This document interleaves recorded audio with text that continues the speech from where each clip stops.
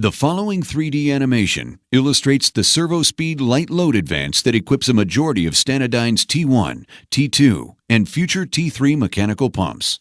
This clip illustrates how this advance reacts to both changes in speed and load demand.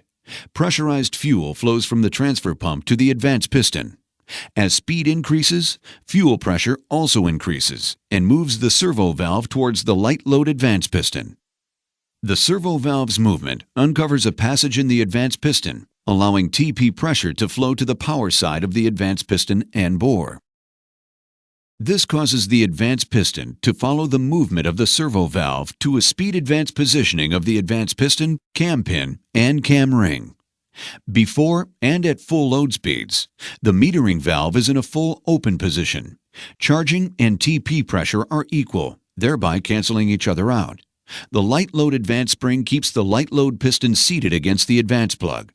Operating under steady-state RPM conditions, TP pressure remains relatively constant.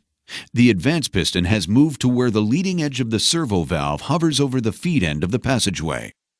Light load advance is required to offset the delay in the start of pumping occurring in an inlet metered injection pump during light load conditions. During light load operation, the metering valve rotates towards a closed position, creating a fuel restriction in the charging circuit, depicted here in blue.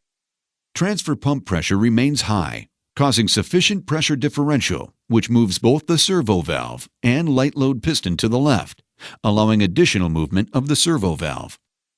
Due to this further movement of the servo valve, the advance piston passage is again opened, allowing more transfer pump flow to the power side of the advance piston, thereby causing it to move towards the light load piston.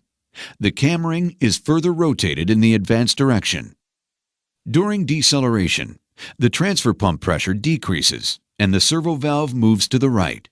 Fuel trapped in the power side under pressure is now allowed to vent to the housing, thus allowing the advance piston to move to the right, retarding timing.